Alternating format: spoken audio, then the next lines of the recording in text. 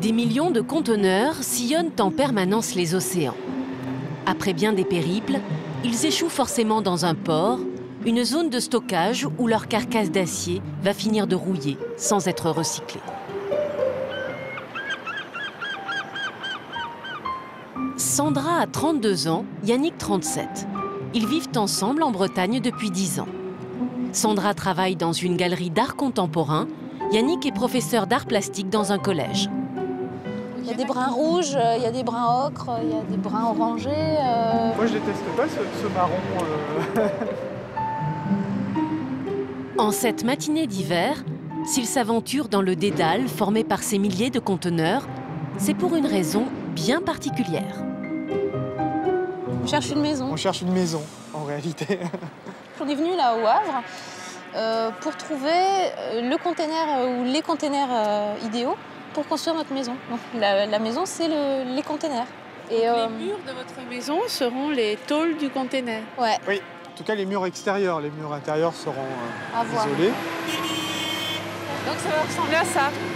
Oui, il n'y aura pas forcément marqué Yang Ming dessus. Qui a eu cette idée? C'est moi. Enfin, on est attiré par tout ce qui est habitat écologique et tout ça. Ça peut avoir l'air paradoxal, mais c'est du recyclage. On utilise un objet en fin de vie. On ne va pas faire construire des containers pour nous, on va prendre des containers qui sont dans ce flux de circulation des marchandises. Vous pensiez qu'elle l'accepterait ou pas? Non, je pensais qu'elle refuserait. Ce qui m'arrangeait en fait, parce que je suis d'un naturel plutôt fainéant. Donc, raté. Pas... Ouais. Donc voilà, maintenant il faut aller jusqu'au bout. Hein. Cette maison, Yannick et Sandra vont la construire de leurs mains. Une maison de plein pied avec 3 conteneurs. S'ils y parviennent, ce sera la première maison conteneur individuelle en France. Donc ça, c'est le parc Négoce. Donc Négoce, c'est ceux qui sont à la vente. À la vente. La première étape consiste à choisir dans un stock impressionnant. Vous, pourquoi des occasions d'avoir? Comme vous préférez, ouais. Ce conteneur a 15 ans d'âge. C'est bien d'avoir le volume. Ouais. Alors là, vous êtes dans un conteneur qu'on appelle d'occasion. Ouais. D'accord. Je vois là qu'il y a eu des pièces. Mais c'est le problème des occasions. Donc, de toute façon, quand vous dites d'occasion, ils sont quand même étanches. Révision de l'étanchéité, du volume, de l'ouverture et de la fermeture des portes. Ouais. La structure en dessous est également vérifiée.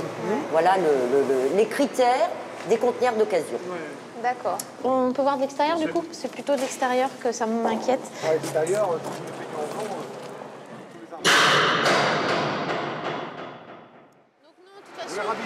Le problème, ce ne sont ni les bosses, ni la rouille, mais la couleur. Ça, oui, mais c'est le problème. Hein. Et vous en avez des brins? Des brins, j'ai pas. Mais après, par contre, on peut les repeindre? Bien sûr. Parce qu'au niveau du dépôt de permis de construire qu'on a fait, on a dit qu'on était dans des gammes de brins. Donc, on ne peut pas amener un occasion gris, ça peut pas le faire, quoi. Ça, c'est du premier voyage. Deuxième possibilité, des conteneurs neufs. Ah, Ouais, c'est sûr, il n'y a pas photo. Hein. Ouais. Je ne m'aventurerai pas pour un projet comme ça avec de l'occasion. Mais sur quels critères, en fait? Sur quels arguments? On peut avoir de la vétusté, on peut avoir des fuites, voilà. C'est sûr que ça serait plus tentant de prendre des neufs, parce que c'est plus vite, tout ça, c'est vrai que c'est des beaux objets, ils se font neufs, quoi. Mais en même temps, comme on est dans aussi une démarche de recyclage, prendre des containers neufs, c'est pas tout à fait la même logique. Et c'est aussi plus cher. 4 000 € le conteneur neuf, 1 500 € l'usager. Chacun mesure 12 mètres de long, 2,38 m de haut et 2,30 m de large. Vous voyez vraiment vivre à l'intérieur, là? Ouais, même si on peut douter, si je peux douter, si au niveau du confort, ce sera expérimental, ça me fait pas peur, donc il n'y a pas de problème. Bah, mettons que nos familles, il faudrait pas... Il faut pas les faire venir là. Ouais. Là, pour l'instant, tant que les containers sont comme ça, il ne faut pas leur montrer. Nos parents, ils sont effrayés parce que ça ne correspond pas à une logique d'habitat. On ne peut pas habiter dans une boîte de conserve avec des volumes restreints, un matériau qui est transmetteur de froid, qui est bruyant, etc. Et puis en plus, on est en autoconstruction, c'est inenvisageable. Enfin, ça ne correspond pas à leur modèle culturel d'habitat. Yannick et Sandra choisissent donc de s'offrir un petit nid rouillé. 3 conteneurs gris qui seront repeints. Pour construire leur maison de 110 mètres carrés, ils disposent d'un budget serré, 80 000 €. Le couple espère pouvoir emménager dans 6 mois. La campagne, entre Manosque et Forcalquier, dans les Alpes de Haute-Provence. Ici, en pleine nature, une maison singulière va être construite pour un couple et leurs 3 enfants. Jean-Luc et Sylvie se jettent dans l'inconnu. Leur maison, de 235 mètres carrés, sera en paille, chauffée par le soleil. Un habitat encore très peu répandu. C'est une maison bioclimatique. Son emplacement et sa forme vont la rendre économe en énergie. Souad Rabi est l'architecte du projet, Jean-Pierre Oliva, consultant en habitat bioclimatique. La première étape a consisté à choisir le lieu d'implantation de la maison. La première fois que vous êtes venu sur le terrain, je vous ai dit, moi je la vois bien là, quoi. Et puis tous les deux, ils m'ont dit, oh non, mais là, c'est pas là qu'il faut la faire. Pourquoi elle aurait pas pu être là, la maison? Là, parce que là, on est dans un point bas, donc automatiquement, l'hiver et le soleil plus tard. Hein, là, elle est plus haute, donc on gagne une demi-heure, 3/4 d'heure, 1 heure d'ensoleillement, c'est énorme l'hiver. Et puis, ça gèle aussi. Ça gèle, voilà, les points bas sont des points froids. C'est pour ça que les anciens se mettaient toujours sur les points hauts. Ensuite, il a fallu déterminer l'orientation de la maison et la disposition des pièces. Ici, on est au nord, le sud est là, la maison est orientée plein sud. Donc l'accès au terrain se fait par le nord et toute cette végétation ici sert de cocon végétal pour protéger des vents nord. Une première protection. Ensuite, on va essayer de positionner toutes les pièces qu'on n'a pas besoin de chauffer, c'est les pièces de service, telles que les garages, buanderies, celliers et les pièces humides, les salles de bain et WC, au nord également. Et ces pièces-là vont faire tampon entre la façade nord qui prend le froid et les pièces de vie qu'on va chauffer grâce à l'énergie solaire qui est gratuite. De grandes baies vitrées vont donc équiper la façade sud de la maison. L'hiver, la courbe du soleil est basse, les rayons traverseront les vitrages pour réchauffer gratuitement tout l'intérieur de la maison. L'été, le soleil est plus haut. Au-dessus de la terrasse en bois, une treille végétale bloquera les rayons du soleil. La maison sera protégée des surchauffes. Grâce à la vente de leur ancienne maison près d'Aix-en-Provence, Jean-Luc et Sylvie disposent d'un budget de 350 000 €. Selon leur estimation, construire écolo ne devrait pas entraîner de surcoût. j'espère qu'on ne va pas dépasser les 1 500 € le mètre carré. Oui, on est à 1 300 € hors taxe le mètre carré. Ça, c'est la fourchette de la région, quoi. Jean-Pierre Oliva est tombé dans la marmite de l'habitat écologique il y a 20 ans. Il a longtemps prêché dans le désert. Et là, 45. Pendant de nombreuses années, j'ai eu l'impression d'être un extraterrestre. Bon, aujourd'hui, maintenant, tout le monde est conquis, tout le monde en veut. Il faudrait former des milliers d'artisans, d'architectes qui ont été formés à la vieille école.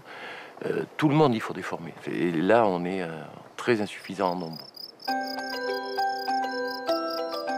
Avec ses volumes géométriques, sa toiture végétale, ses couleurs, la maison affiche clairement son style contemporain. Il tranche avec l'habitat conventionnel et traditionnel de la région. J'ai pas envie qu'on dise que l'architecture bioclimatique, c'est du toit-terrasse végétalisé tout le temps. Non, c'est pas vrai. Selon où on est, on va faire plutôt des toits en pente parce que ça s'y prête mieux, ça s'intègre mieux.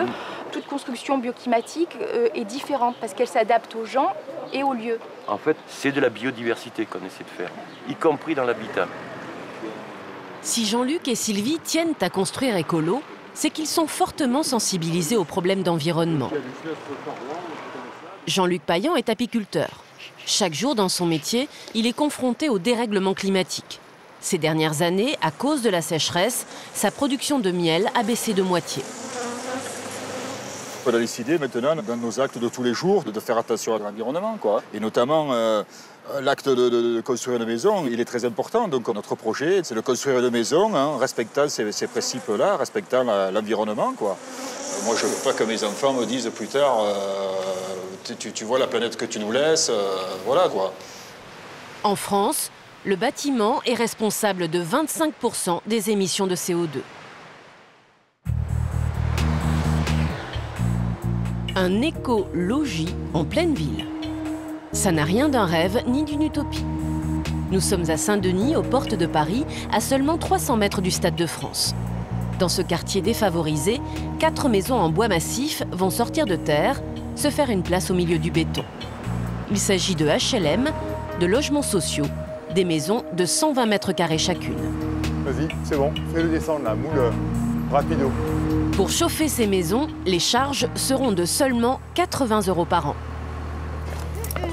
Dans quelques semaines, Betty, son mari Carlos et leurs 2 enfants seront propriétaires d'une des 4 maisons en bois pour 150 000 €. Depuis 7 ans, ils vivent dans un logement petit et insalubre à 150 mètres du chantier. Alors ça, c'est ce qui nous sert de chambre et de salon, si on veut. Enfin, ce qui sert de chambre pour les enfants. Alors là, le lit à ma soeur, il est tout en bas. Et ici, c'est mon lit. Enfin, c'est pas un endroit où ils peuvent jouer, quoi. Alors là, nous, on s'en sert de cache-misère. Parce qu'on peut pas, on n'a pas d'endroit où on peut mettre une autre armoire et on peut mettre quelque chose. Et étant donné que c'est pourri, donc à chaque fois qu'il pleut, c'est l'inondation totale. Donc forcément, il y a pas mal de choses qui sont abîmées aussi. Alors là, quand vraiment il y a les grosses pluies, ça coule à cet endroit-là, parce que vous voyez, c'est fissuré. Ça nous est arrivé d'avoir de la cime ici partout. Donc, il n'y a pas de salle de bain ? Il y a une espèce de... Enfin, moi, j'appelle ça plus un merdier. Une douche avec un toilette. On passe difficilement. Et puis, à côté de la porte d'entrée, pas de chauffage, on n'a pas de lavabo. Donc, forcément, on est obligé de se laver les mains, les dents, dans la cuisine. Mais vous allez arrêter de vous disputer, vous avez un hamster chacun. Pour cet espace, cet inconfort, Betty et Carlos acquittent 480 € de loyer et autant de charges. L'appartement est tellement humide qu'il est presque impossible à chauffer. S'il n'y avait pas eu les maisons en bois, je ne sais pas. Très honnêtement, je pense qu'on n'aurait pas pu... Enfin, on aurait saturé de toute façon. Mais une chose est sûre, c'est qu'on n'aurait pas pu rester ici, puisque déjà, rien que l'insalubrité... ne serait-ce que pour mes enfants, l'odeur d'humidité. Ces maisons, c'est pour nous... enfin, moi, j'appelle ça le miracle du bon Dieu. Voilà. Il faut voir la réalité en face. Quand vous avez des enfants et que vous vivez dans un petit truc comme ça et qu'ils ne peuvent pas avoir de copains à la maison, comme tout le monde, et qu'il arrive un temps où ils vous disent, quand c'est les anniversaires, « Ah, maman, je ne peux pas faire une fête à la maison. Ah, maman, je ne peux pas inviter un copain ce soir à dormir. » On a un petit peu les boules, quand même. L'appartement de Betty n'est pas le seul logement vétuste du quartier Cristino Garcia. Ce quartier longtemps oublié, on le surnomme la Petite Espagne. Depuis 60 ans, par vagues, des immigrants s'y sont installés. Ils ont bâti leurs maisons de briques, de broc. L'édification du Stade de France a modifié la donne. La zone devient attractive, elle est en pleine mutation. Mais le nouveau quartier qui sort de terre est financièrement inaccessible pour les gens d'ici. Les expropriations sont légion, les indemnisations modestes. Les habitants sont souvent propriétaires des murs, mais pas des sols, alors ils sont contraints de partir. Sans les maisons en bois, Miguel et Susana auraient connu le même sort. Avec leurs 3 enfants, eux aussi vivent à l'étroit dans 35 mètres carrés. Miguel et Susana se sont battus pour être relogés dans ce quartier, où ils sont nés, où ils ont grandi. Ça, c'était l'épicerie de ma mère et de mon père, tout ça. Tu te rappelles ou pas? Non? T'as jamais connu? T'as jamais connu? Ah ouais, avant, c'était mes parents. Et j'habitais juste au-dessus où il y a les vases. Miguel, Susana, Betty et Carlos ont tous des maçons dans leur famille. Alors malgré leur désir de ne pas quitter le quartier, lorsqu'on leur a présenté le projet des maisons en bois, ils ont douté. La première fois qu'ils nous parlaient de maisons en bois, c'était nous a dit voilà, il y a peut-être moyen de faire des maisons pour que vous puissiez rester, mais c'est des maisons en bois de palette. Et là, on s'est dit, en bois de palette, mais c'est pas un arbre, la palette. C'est quoi le principe? C'est des maisons écologiques. Oui, c'est écologique, donc beaucoup de matériaux de récupération. Mais là, je me dis, putain... Moi, écologie, je connaissais pas, quoi. Donc, quand on m'a dit écolo... On était parti sur de la pierre, le dur, quoi, comme tout le monde a, comme des gens normaux, quoi. Et On vient quand même d'un milieu où il y avait beaucoup de gens de la maçonnerie, du bâtiment. Et donc du coup, nous, tu nous parles de ciment, on sait c'est quoi, tu nous parles de parpaing, on sait c'est quoi, plaque-aux-pâtes, on sait ce que c'est, etc. Tu nous parles de construire une maison en bois, ça fait chalet qu'on a vu à la télé, c'est des choses qu'on n'est pas habitués. Et puis le bois, pour nous, ça sert à chauffer. Donc je pense que c'était plutôt dans cette idée-là que c'était difficile à se dire, tiens, comment est-ce qu'on peut habiter toute l'année, toute une vie dans une maison en bois? Donc on nous a dit, voilà, écoutez, il y a des maisons qui existent, elles sont déjà fabriquées, elles sont dans le nord. Il faut venir les voir.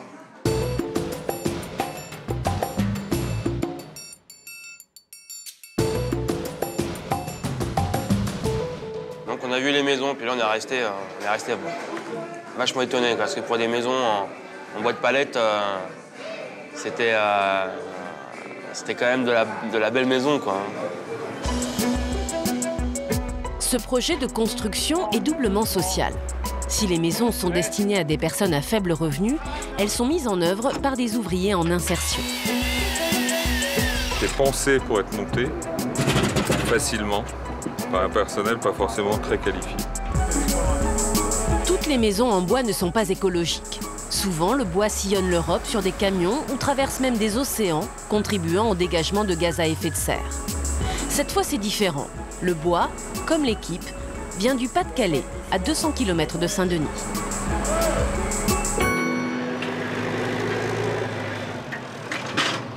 Dans cette scierie, depuis 20 ans, des chômeurs, des RMistes renouent avec le travail. Schenley, l'entreprise d'insertion, ne manque pas de main-d'œuvre. Dans la région, l'emploi est particulièrement sinistré. Le taux de chômage y est le plus fort de France, avec près de 13% de la population active. C'est ici que sont découpés les murs, les toits, les planchers des maisons en bois. De faible valeur, le bois utilisé n'intéresse pas grand monde. L'entreprise est spécialisée dans la fabrication de palettes, mais la filière des maisons est en plein essor. Allez, au boulot. Dans cet atelier, les murs et les toitures prennent forme. Ils sont en train d'assembler des lames pour réaliser un mur massif cloué, fait avec 2 longueurs de lame pour optimiser la chute et ne pas avoir un tas de bois à gaspiller. C'est-à-dire qu'on va récupérer dans toutes les chutes des petits morceaux qu'on va réassembler avec une chute plus grande, de manière à avoir un mur, une lame complète. C'est très solide. Tout a été étudié en fait par un bureau technique. Et ici, on va avoir, une fois que ça va être cloué, ce qu'on appelle une couture, c'est-à-dire plusieurs pointes pour renforcer ce joint. L'utilisation des clous permet d'éviter l'usage de colle et donc la présence des fameux formaldéhydes. On trouve ces composés volatiles dans de nombreux meubles et agglomérés. Ils seraient cancérogènes. C'est des murs sains, pour des maisons saines.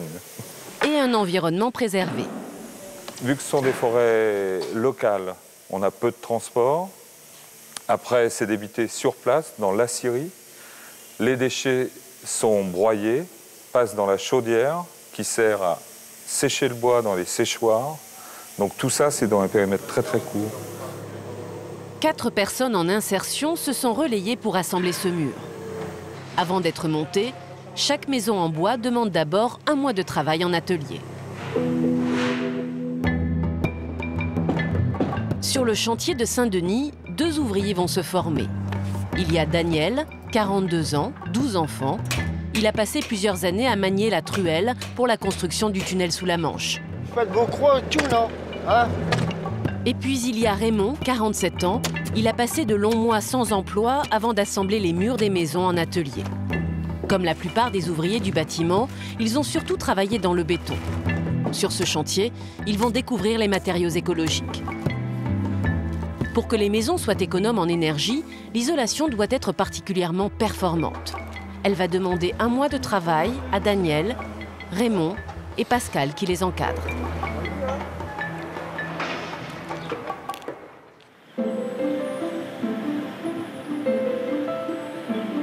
La baie de Saint-Michel-en-Grève, sur la côte nord de la Bretagne.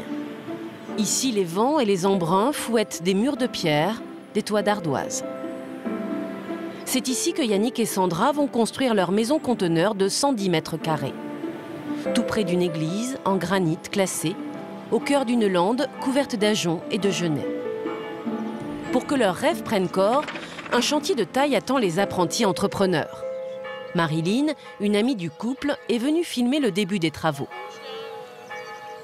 Le but de la manœuvre, c'est de repérer où sont les pilotis. Sans se tromper. Pour les marquer au sol. Donc c'est ça notre mission du jour. Pour limiter l'impact sur l'environnement, plutôt que d'être posée sur une dalle en béton, la maison va être soutenue par 19 pilotis. Quoi? Ah non, je croyais que tu me parlais. Pour savoir comment déterminer l'emplacement des pilotis, Yannick et Sandra ont beaucoup surfé sur Internet.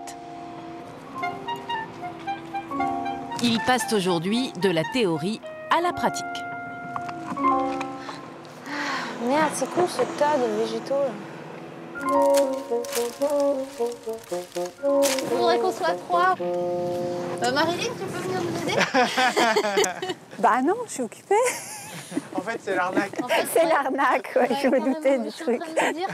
En fait, le but, c'est qu'il faut qu'on fasse un triangle rectangle, parce qu'on doit faire un angle droit par rapport à celui-ci. Alors. Hop. Ouais. 3 mètres de... Alors attends, bouge pas Marilyn.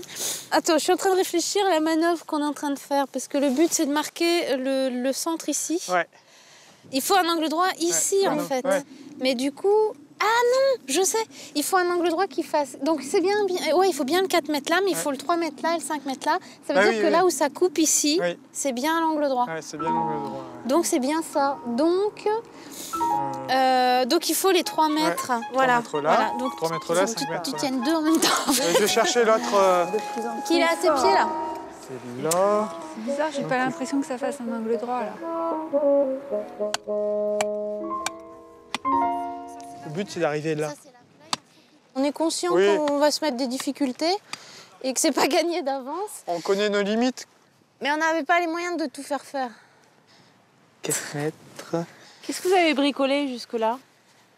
Alors, on n'est pas des grands bricoleurs, faut l'avouer. Les seules choses qu'on avait fait jusqu'à maintenant, c'est poser des tringles à la maison. Et elles sont pas droites. Voilà, ça c'est vrai. Non, c'est vrai qu'on n'a jamais bricolé. Si, moi j'ai construit une table une fois. Non, mais oui, elle n'est pas droite non plus d'ailleurs.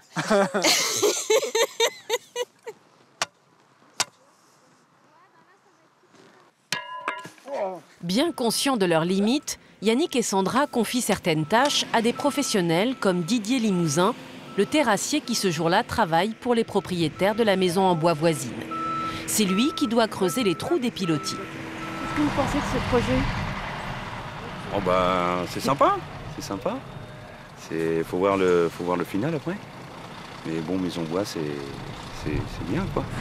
En fait, c'est une maison à partir de containers marines, ce qui s'échoue. Ah, mais d'accord. on n'en avait pas parlé, je crois pas, en fait. Non. Les containers marines? Ouais. Ah oui. En tôle? C'est vrai? Vous pouvez respirer. Si, c'est vrai. Ouais. Non, je savais pas, j'étais pas au courant du projet. Non, il y a des projets qui existent à l'étranger, mais en France, pas en habitat individuel et pas en autoconstruction. D'accord. Voilà. J'ai hâte de voir ça. Ouais, nous aussi. Au bout d'une longue journée... Alors, qu'est-ce qui prouve qu'on est bien à angle droit partout? Rien. Les piquets en bois correspondent à l'emplacement des futurs pilotis. Et alors là, il y en a un, il n'est pas du tout dans le but. Il vaut mieux arrêter, Yannick. Ouais. On reviendra demain pour vérifier. Parce que si on le fait et qu'on est fatigué, enfin je sais pas toi, mais moi je suis fatiguée. Donc du coup, c'est source d'erreur. Tu vois, on va s'énerver et c'est pas malin non plus. Oui. T'aurais bien continué? Ouais.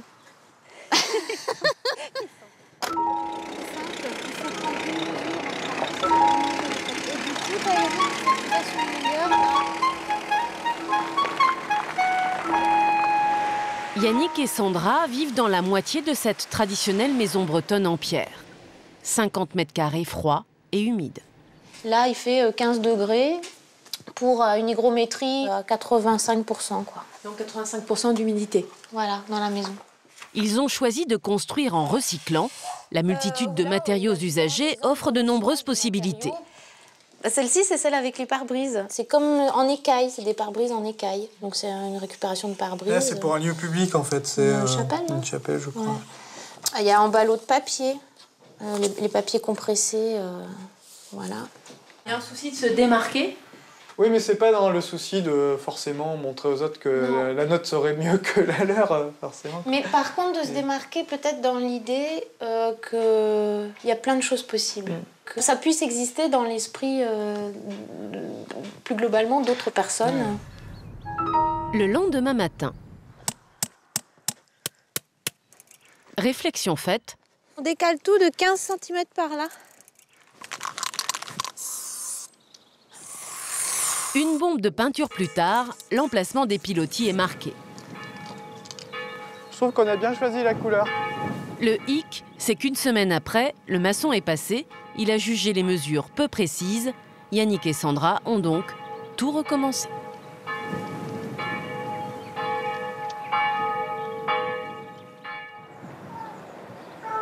En Provence, pour bâtir sa maison en paille, Jean-Luc veut utiliser des matériaux naturels.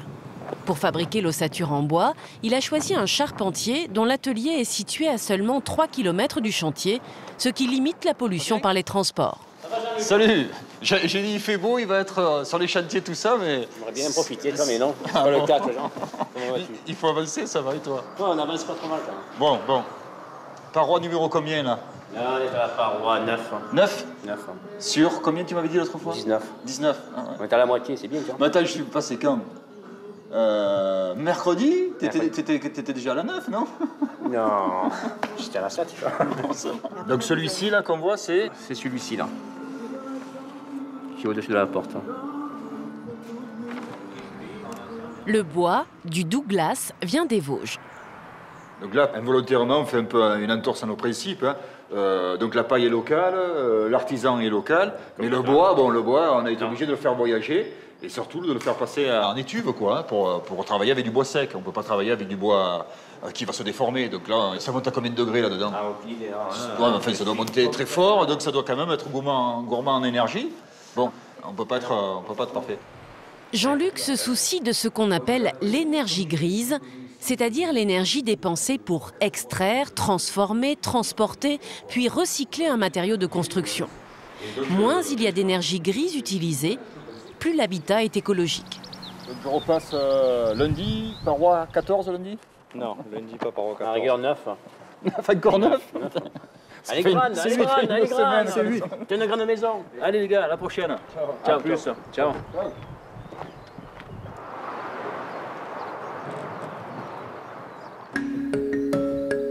3 semaines plus tard, la maison bioclimatique commence à prendre forme. Les charpentiers implantent d'abord l'épine dorsale de la maison, le colombage. Rentre toujours, Flo. Un lève-charge le dresse à la verticale. La difficulté, c'est de la mettre sur la solive, là. Le colombage pèse 2,5 tonnes.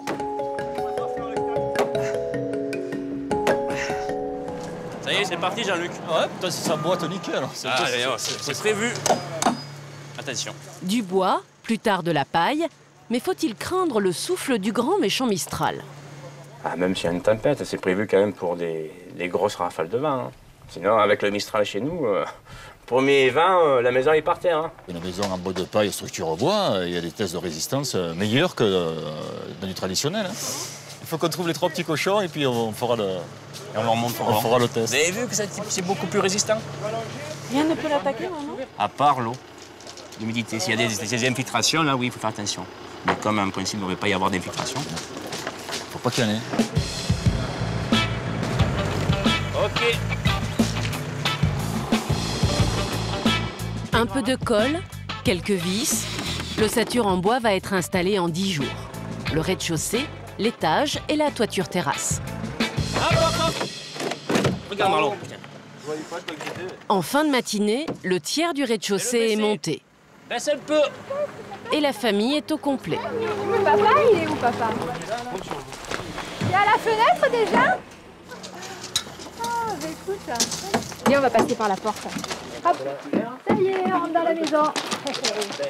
Camille, tu viens voir?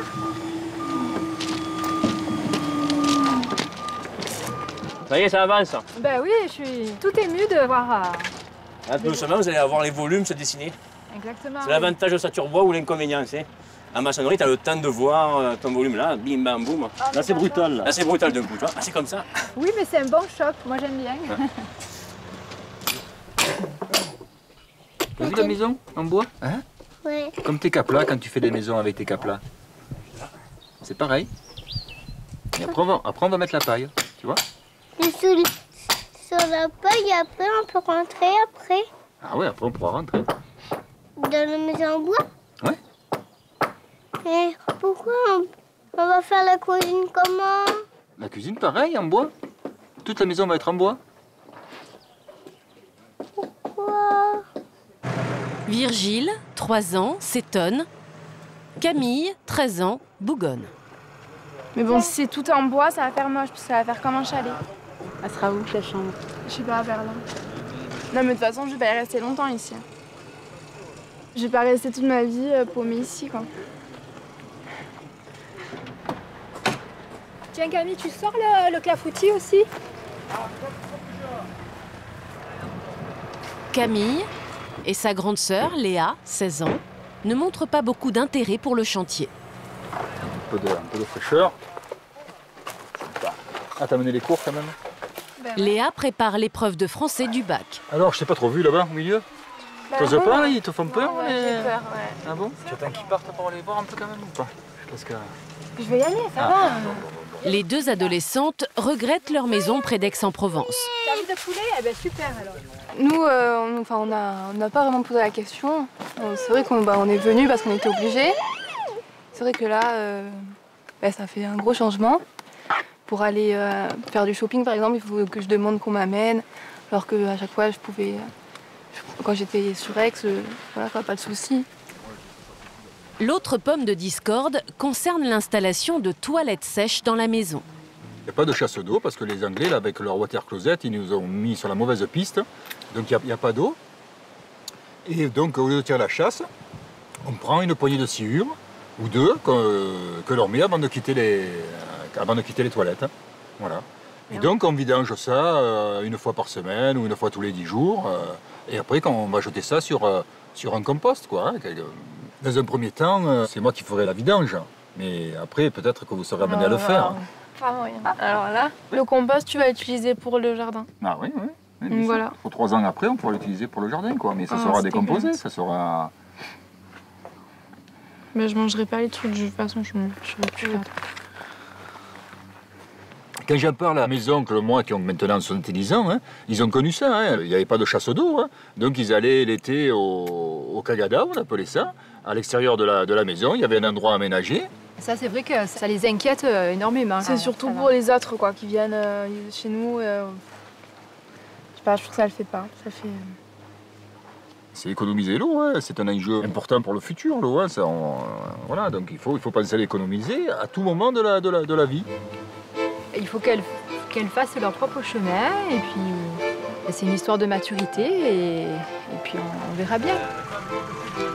Les toilettes sèches permettent d'économiser 40 litres d'eau potable par jour et par habitant.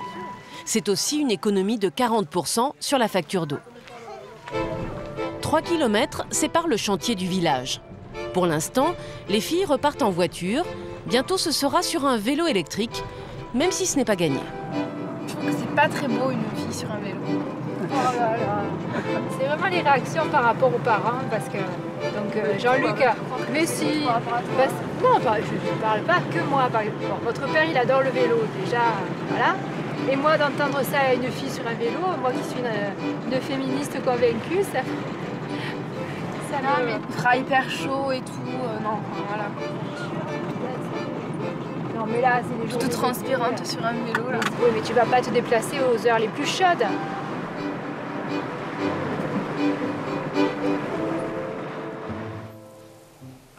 Moins d'une semaine plus tard, le mécano géant a pris de la hauteur. Devant. Léa, l'aînée, a brillamment passé son bac français. Elle a l'esprit plus disposé et peut cette fois apprécier l'avancée du chantier. Mais la terrasse en haut, c'est où? Là où il y a les poutres, là. Ok. Donc là, il manque un garde-corps? Là, il manque un garde-corps. Ouais. J'avais pas vu de ce côté, en fait, la maison. J'étais pas venue jusqu'ici. C'est vrai que c'est impressionnant aussi de ce côté. Au début, j'avais vraiment l'impression que c'était petit. Puis petit à petit, je trouve que ça va. Quand tu commenceras à passer le balai, tu te diras un peu grande à la maison. Avant que les fleurs de lavande ne fanent, une grande étape doit être franchie.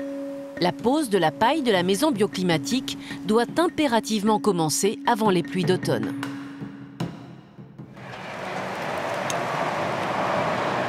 À Saint-Denis, près de Paris, on tente d'en finir avec les bâtiments énergivores. L'isolation des maisons en bois se poursuit. Enroule-le, tu vas l'abîmer si tu fais ça. Sous la direction de Pascal, Daniel et Raymond ont fabriqué des caissons qu'ils recouvrent d'un pare-pluie. À l'intérieur des caissons, ils vont projeter de la ouate de cellulose. C'est cette poussière grise, compacte, qui semble sortie d'un sac d'aspirateur. En fait, il s'agit d'un isolant écologique qui se touche à main nue. C'est naturel, c'est que du papier broyé. Ça gratte pas. Hop. Pascal, c'est bon? Je vais commencer à allumer. Ce sont de vieux journaux ou des annuaires qui sont broyés. Mais cette filière de recyclage n'est pas vraiment organisée en France. L'Allemagne et la Suisse sont les principaux fournisseurs.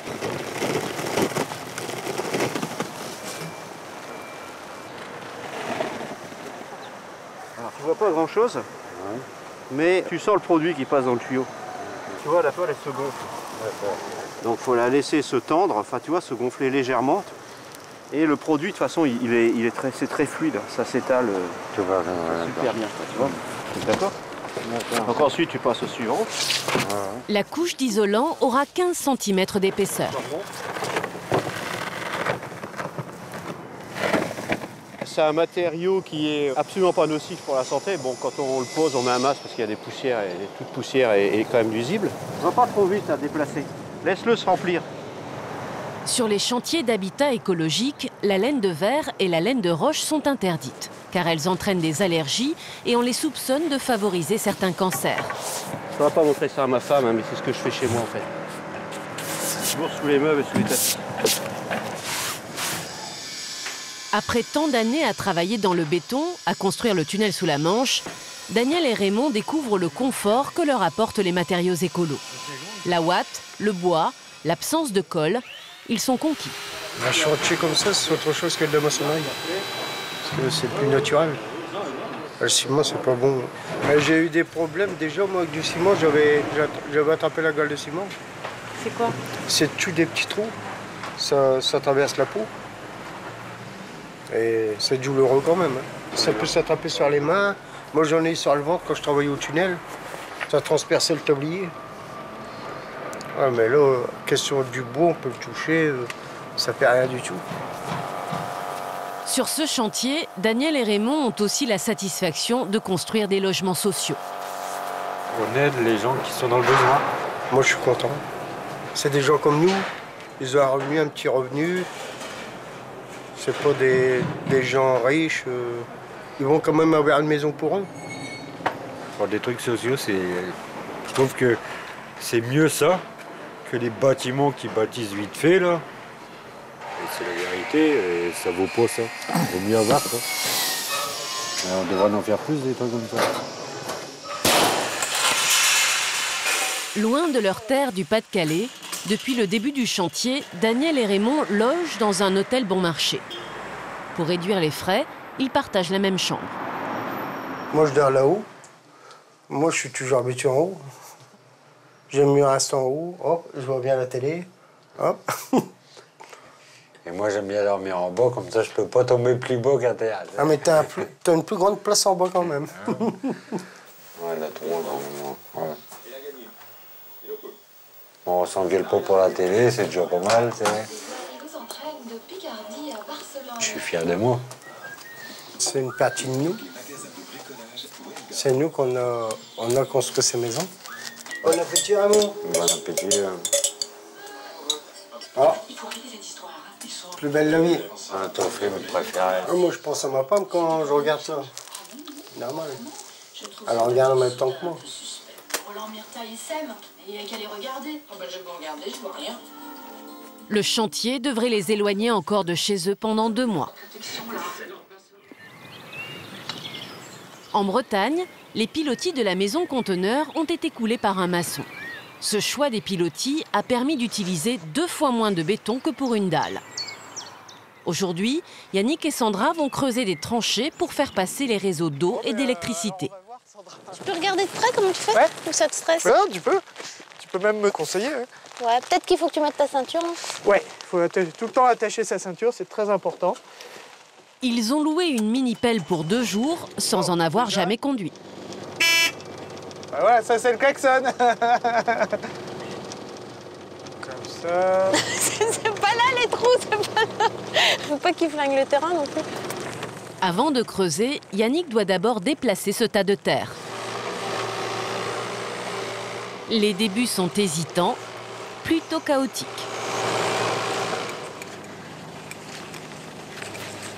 Bon, pour une première pelletée, c'est pas beaucoup, mais la prochaine sera mieux. À la pelle, c'est mieux.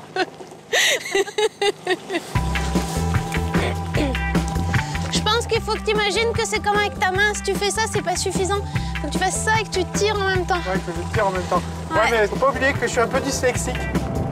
Par contre, terrassier, c'est l'avenir des gamins qui jouent à la PlayStation.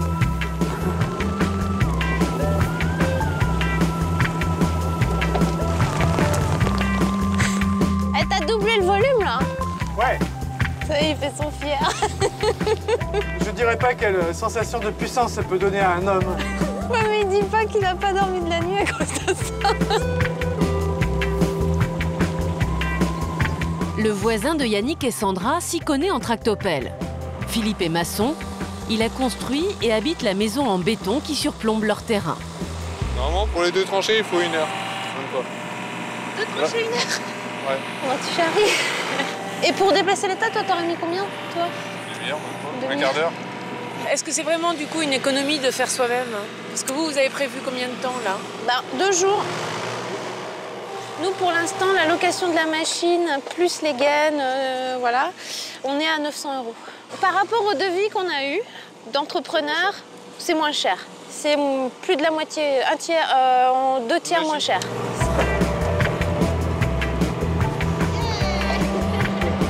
On nous avait dit que ça allait révéler beaucoup de choses dans le couple.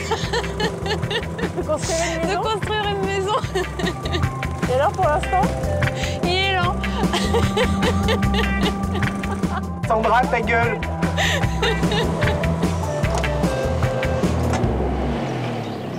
Donc maintenant, il va falloir creuser. Allez, go! Le lendemain, Yannick a pris de l'assurance. Il creuse la tranchée sans grande difficulté. Creuser eux-mêmes se révèle être finalement un choix judicieux. Là, je suis super contente. Hein. C'est quoi? C'est 4 heures de boulot hier, 4h30 ce matin. Et on a atteint les objectifs qu'on s'était fixés. Donc là, on a fait une économie, c'est sûr. Donc c'est cool. C'est vachement bien, ça valait la peine. Et en plus, maintenant, Yannick sait conduire une mini-pelle. Il pourra le mettre sur son CV. Non, c'est bien, ouais. Donc, on n'est pas si fou que ça. Il leur faut désormais dérouler dans la tranchée les gaines qui abriteront les câbles d'eau, de téléphone et d'électricité. On va la dérouler là. Coupe pas les fils noirs, c'est les tire-fils. Ah oui. L'opération semble simple, à condition de ne pas s'en mêler les tuyaux. Ah merde! Attends, j'ai un nœud. Attends. Ah. Alors il faut qu'on déroule celle-là et après on la repasse dans la boucle? Ouais. Voilà. Merde! Ces trucs cons. Non, mais c'est parce qu'il faut le tourner comme ça. Ah oui, voilà, ça grandit. Oh là là, galère.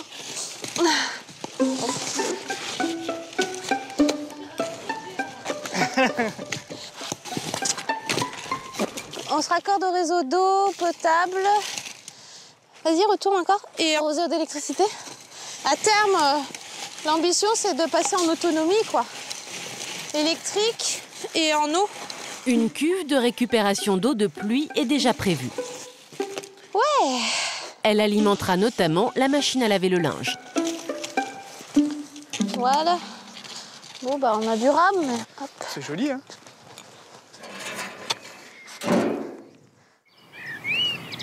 Yannick et Sandra ont commandé leur conteneur depuis déjà 2 mois. Le charpentier a fixé une structure en bois sur les pilotis.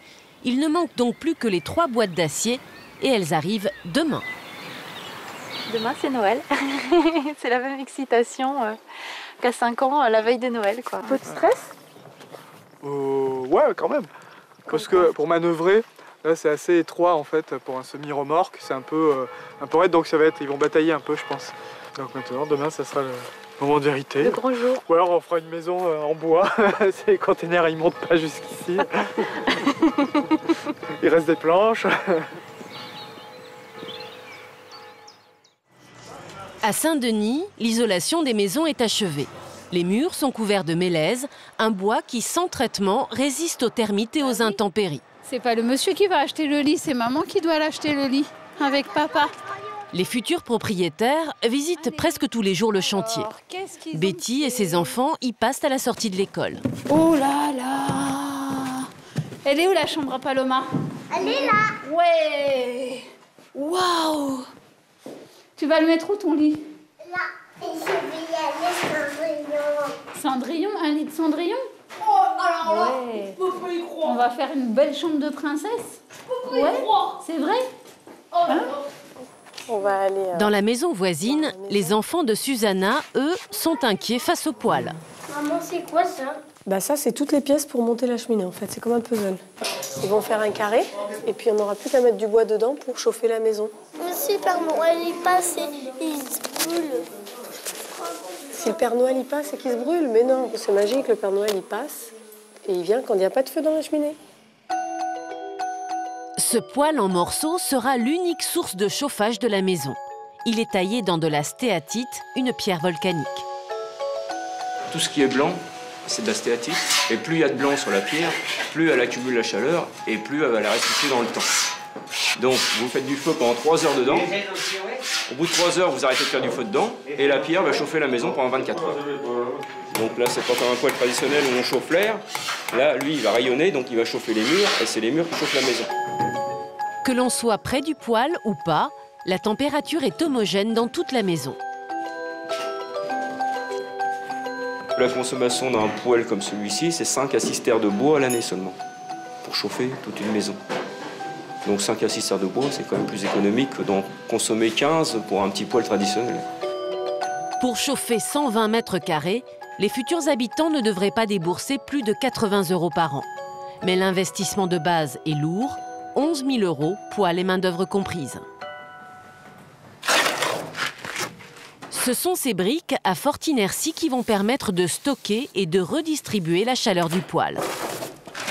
Daniel monte les murs avec un mortier totalement naturel. Ces briques en terre crue viennent du Pas-de-Calais. Pour les fabriquer, l'entreprise d'insertion utilise toujours des matériaux dont personne ne veut. Cette fois, il s'agit d'argile, un déchet dont se débarrassent les carrières du boulonnet toutes proches. Je mets la pâtée dans le moule pour faire la brique. Et c'est compliqué? Non, non, non, c'est pas compliqué.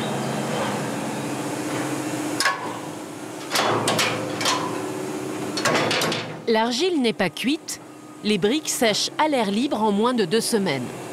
La fabrication des BTC, des briques en terre crue, est donc particulièrement écolo. Ça, c'est pas bon.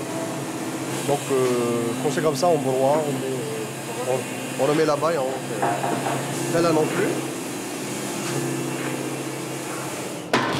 L'avantage de la BTC, c'est parce qu'on peut recycler.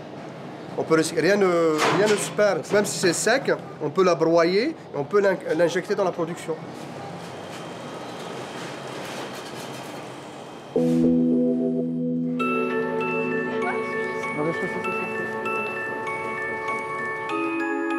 On y reste là, c'est bon, on ramène nos meubles. La structure en bois, ça fait chalet, ça fait chaleureux, donc moi j'adore. J'adore. Donc voilà, la petite maison dans la prairie. Famille heureuse, maison géniale, tout pour plaire quoi. Je crois que c'est plus qu'un rêve là. Rien que d'être là, si je pouvais, j'y resterais là tout de suite. Hein. Ah oui, non, c'est... Déjà, la maison, c'est énorme, mais alors le jardin, c'est... Rien que de les voir, eux, heureux comme ça, c'est le paradis, quoi. Paloma, tu vas où? Tu viens par là? Vous êtes chez Susanna, là, hein? Parce que notre jardin, il s'arrête au milieu, chérie.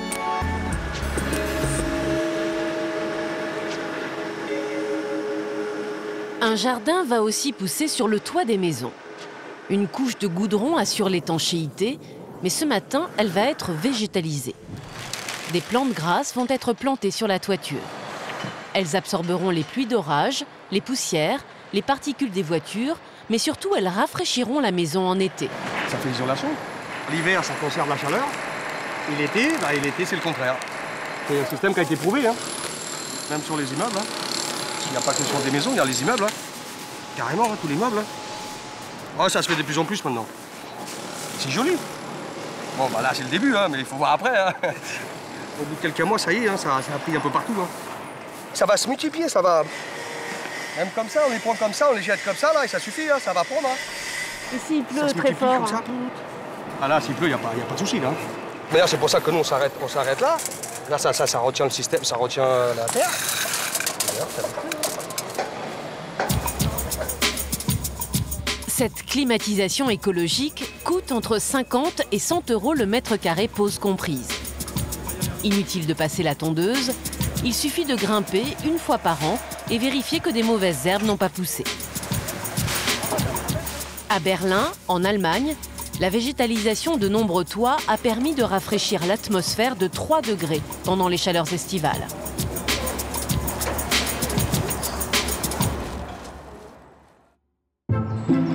C'est le grand jour en Bretagne.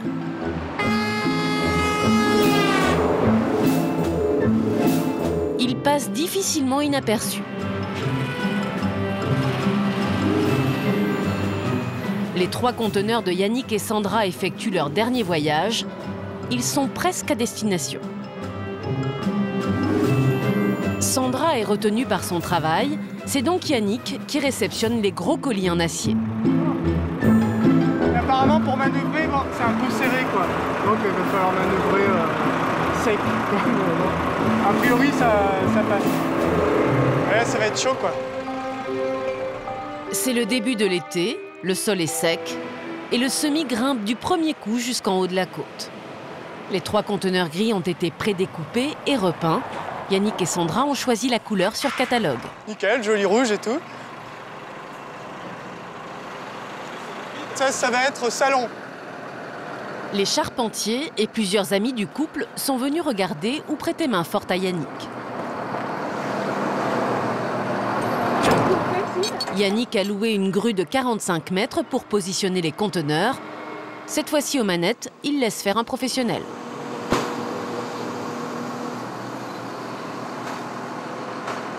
Tu dépasses de combien, Yannick, là-bas? Voilà, je suis à bien 30 cm, là. C'est une première pour le grutier, mais il manœuvre et pose le monstre d'acier comme s'il s'agissait d'un sac de plumes. Bon, ben, impeccable, hein. Ils font 4 tonnes. 4 tonnes d'acier et la structure en bois tient le choc. Celui-là, c'est censé être la cuisine et tout ça. Et ça, c'est les chambres, salle de bain et compagnie. Donc c'est celui-là qui va venir en premier, en fait. Les chauffeurs routiers sont perplexes. Comment peut-on vivre dans ces grandes boîtes de conserve? Il faut isoler tout à l'intérieur. Hein. Tu peux pas habiter. Tu peux pas habiter ça là-dedans comme ça. Tu bois la chaleur, toi. Ça vous tente? Non, ça me tente pas du tout. Non, pas trop. Ouais, juste non, ça me tente pas du tout. Les 3 conteneurs, repeints, prédécoupés et transportés coûtent 11 200 €. 1/8 du budget de Yannick et Sandra. 2 mètres. Pour construire leur maison, ils vont s'endetter pendant 19 ans. Ouais. Ouais, un peu comme ça. Ça verra.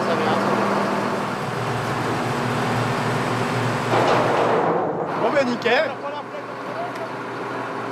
Pas de soucis. Donc c'est joli.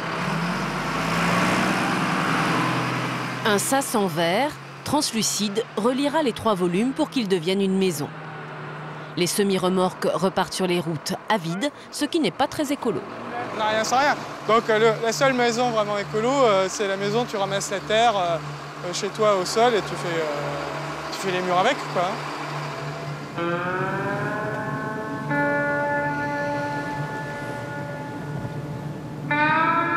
Yannick et Sandra vont avoir du mal à convaincre les foules du caractère douillet de leur nid d'acier. À la mi-journée, le maire du village découvre le nouveau décor. Effectivement, c'est relativement surprenant. C'est très original, très original. Bon, ça fait un petit peu... Une fois fini, ce sera peut-être différent aussi. Hein. C'est tout à fait différent une fois fini. C'est monsieur le maire qui a signé le permis de construire il y a 2 ans. Ah, monsieur Delestré. Bonjour, vous allez bien? Ça va, ça va. Ouais. Bon. Ça se concrétise alors? Bah ouais, bon, là, bah, c'est bien. C'est bien, ouais, moi je disais ça, j'étais un petit peu surpris, mais bon, si ça reste comme ça, effectivement, ça fait bizarre. Mais je pense que ça va être légèrement habillé, comme non, il n'y a pas d'habillage quelconque. Ah non, là, il ne va pas y avoir d'habillage. Du tout. Il va y avoir le toit, mais en fait, le toit, il va descendre. Il n'y a absolument aucun habillage. Ah ouais, non, non. Ah bon? Vous regrettez le permis de construire? Non, pas du tout. Pas du tout. Moi, je ne regarde jamais ce que je donne. Hein. De toute façon, ce qui est donné est donné. Mais après, bon, c'est des jeunes en plus. Les petites communes comme les nôtres sont à la recherche de quoi? Des jeunes, surtout. Enfin, les personnes âgées aussi, effectivement, ça fait partie de la population. Mais en apport de population, c'est bien qu'on ait des jeunes aussi. Donc, et même l'arrière va rester tel que, avec les inscriptions dessus. Ouais, ça... c'est très original. Ouais, même c'est nous qui avons demandé ça, parce que d'habitude, ils les enlèvent. Ah oui, d'accord. Ouais. Bon.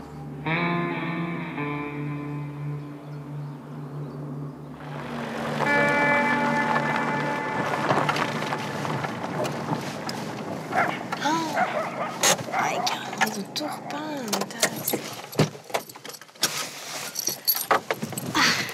Ah oui. Ils sont rouges. Ah purée. Ouais. Ah, faut que j'aille voir de plus près là. Coucou. Ah dis donc, ils sont rouges quand même. Je pensais pas qu'ils étaient aussi rouges. Ah ouais? Ouais, mais c'est bien, hein, c'est vachement bien. Non, ils sont pas rouges, ils sont bruns. Bon, c'est cool, ça s'est bien passé? Ça va? Ouais. Attends, je vais te raconter. Ouais, carrément. Oh, purée, c'est dingue. Oh, la vue traversante, génial. Ouais, c'est carrément bien. Ouais. T'es content? Ouais. Ouais, ça va être super classe. Non, ils sont nickel. Hein. Ouais, non, mais ils sont bien. Hein. Ils sont bien. Mais ça va, ils sentent pas mauvais et tout. Non, mais ils ont été décapés en fait. Ils les ont décapés. Ils ont super nettoyé. Donc, ouais. Oh, moi, j'ai paranoïé toute la journée. S'il y a une erreur, si ça passe pas, si. Voilà, je commençais à me faire mes films. Si Yannick, il est écrasé sous un conteneur. Voilà, c'était plutôt ces scénarios-là. Non, mais je suis contente, je suis super fière de Yannick. Il est gazé. Ouais. Alors que j'étais pas là, alors que d'habitude, j'aime bien tout contrôler. Ouais, mais là, ça aurait été quand même moi le chef aujourd'hui. C'était un truc de garçon. Ouais. Bon, mais par contre, ça fait un peu rouge. C'est un peu rouge. Ah ouais? Ouais. Trop? Ben... Pas trop rouge, mais limite, fallait pas plus, quoi. Sans rire, après, c'est pompier quand même. Ouais. Ouais, mais là, quand la lumière va décliner, ça va faire de plus en plus brun, en fait. Ouais. Et là, tu trouves qu'il manque une fenêtre, là? Non, moi, ça va. Ça fait vraiment graphique, quoi.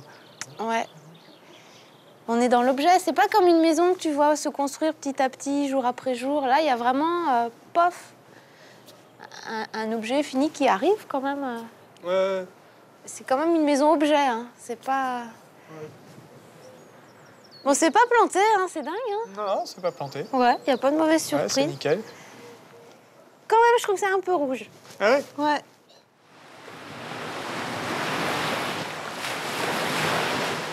Trois jours seulement après la livraison des conteneurs, le couple débute l'aménagement intérieur. Avec une nouvelle étape initiatique pour Yannick, le découpage de tôle à la meuleuse. C'est vraiment la première fois aujourd'hui. Bon, faut y aller tranquille. Une meuleuse, je risque de perdre 1 ou 2 doigts. On verra dans 10 minutes.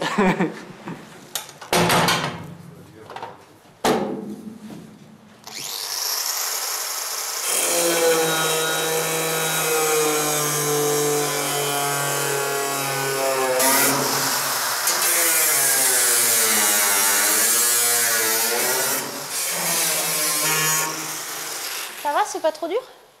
Non, mais c'est vrai que je pensais que ça couperait plus vite, quoi. Bah, ça va vite, là. Hein. Ouais, mais je pensais que ça irait encore plus vite.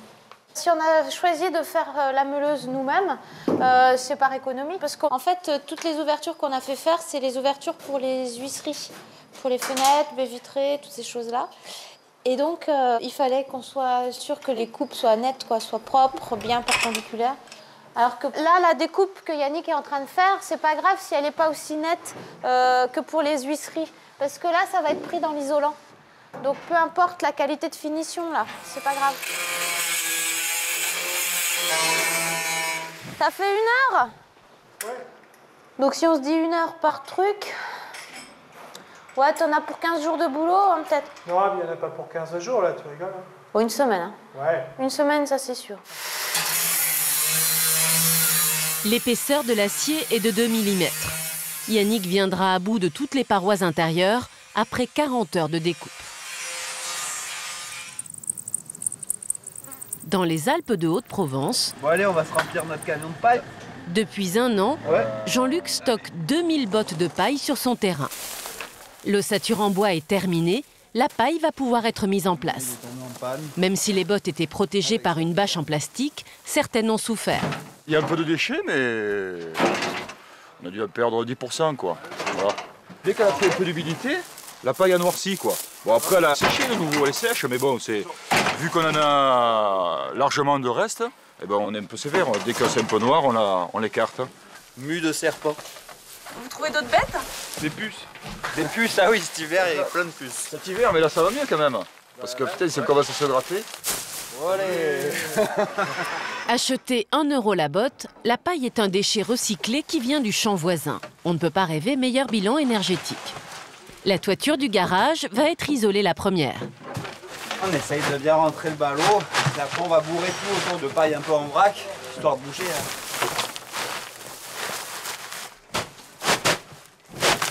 Tant que ça rentre, on en met quoi. Là on a dû en rajouter sur tous les bords. Hein.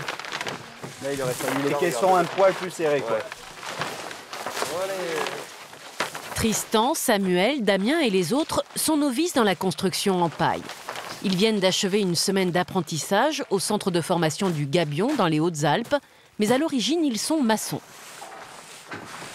À la base, on faisait pas mal d'enduits chambre, d'isolation en chambre. Et on s'est vite rendu compte que travailler que dans le champ, ben, c'était pas encore assez développé pour faire que ça, quoi. Du coup, c'est vrai qu'on s'est ouvert au ciment, au béton, aux dalles, tout ça. Et là, il y a une prise de conscience qui fait que ça s'ouvre vers les matériaux un peu plus sains. Et avec un peu de chance, on pourra quitter un jour tout ce béton. C'est votre objectif? Ah bah ouais, quand même.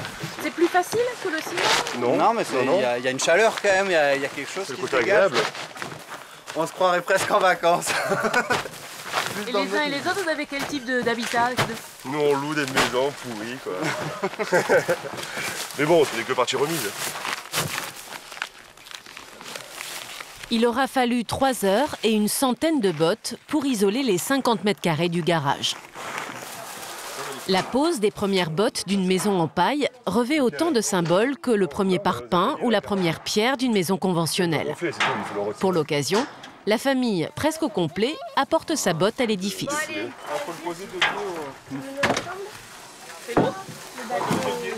Ça va, tu vas le basculer comme ça pour que tu rentres? Ouais. Ah ouais, mais avec les pieds alors. Camille, tiens. Avec tout le monde dessus, ça va y dire. Un petit 43 s'il vous plaît dessus. Voilà. Quand on la verra plus, ça fera plus maison la paille, mais là ça fait ferme. Étable. La paille, je trouve que c'est tellement plus beau, ça sent bon, ça fait sain en fait. Ça fait sain, voilà. Tu vois, tu trouves des qualités alors à cette paille. De l'autre côté.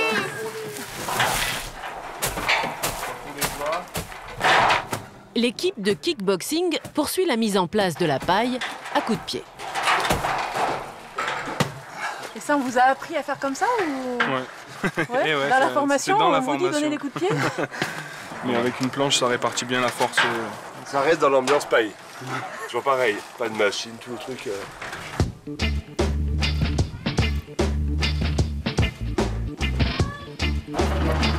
Finalement, quelques jours plus tard, l'équipe utilisera des outils à peine plus conventionnels pour damer la paille. Sur le toit, ainsi qu'au bas des murs, des grilles anti-rongeurs sont clouées pour dissuader mulots, rats et souris de s'aventurer dans la paille. Par rapport aux Georges, je ne suis pas inquiet avec le système qu'on met en place. Bon, voilà. Pour que les murs de la maison aient de la tenue, une coupe militaire s'impose. La paille est égalisée aux tailles-haies. La pose de la paille devait prendre 10 jours, elle a pris 1 mois. Le déménagement de la famille est retardé. On avance lentement mais sûrement. On ne tiendra pas l'échéance d'octobre, mais depuis maintenant 2 mois, on s'était mis dans la tête pour les vacances de fin d'année, pour la fin de l'année, mais bon, là, on reporte encore un peu. Enfin, il me semble que même en conventionnel, on ne prend jamais de l'avance sur un chantier. Hein. D'autant que l'isolation de la maison n'est pas achevée. À l'aide de ce malaxeur, les maçons fabriquent de la barbotine, un mélange très naturel qui va servir de joint entre les ballots de paille. Et un volume de chaux pour un volume de sable, 5 volumes de paille. Et l'eau, pour laver au feeling, quoi.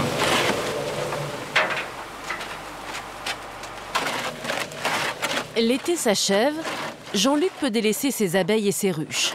Il passe de plus en plus de temps sur le chantier et met parfois la main à la pâte. Là, vous avez donc 4 bottes de paille, et à l'angle des 4, il y a toujours un espace. Donc il faut combler tout ça pour éviter tous les ponts thermiques. C'est-à-dire que si on laisse un espace comme ça, donc le froid rentrerait l'hiver et le chaud l'été, quoi. Donc on fait le tour de la maison et on bourre donc, voilà, et on tasse. Tant qu'il en rentre, on en met.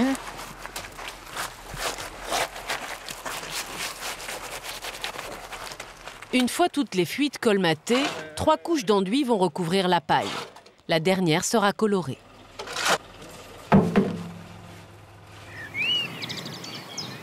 En Bretagne, Yannick et Sandra ont travaillé tout l'été sur leur chantier. Les 3 conteneurs sont désormais réunis par un sas transparent. La maison y gagne en largeur et en lumière naturelle. Maintenant, on voit vraiment quel volume il va y avoir, quoi. Là, maintenant, du coup, on n'est plus dans des containers, on est vraiment dans de l'aménagement et presque dans de la maison, quoi. L'installation du sas leur a demandé 4 semaines de travail. Prévu en verre, il est finalement en plastique, ce qui est moins coûteux, mais moins écolo. Le polycarbonate, c'est sûr, c'est de la pétrochimie, hein. C'est du plastique, mais c'est facile à monter pour nous. C'est très léger, c'est facile à découper, enfin par rapport au verre, il n'y a rien à voir. C'est un matériau coûteux, mais qui restait quand même moins coûteux que le verre. Par contre, là, ça fait vraiment partie de la logique expérimentale. On n'a aucune garantie de confort. Ouais, parce qu'il y a 0 inertie, quoi. Donc c'est isolant.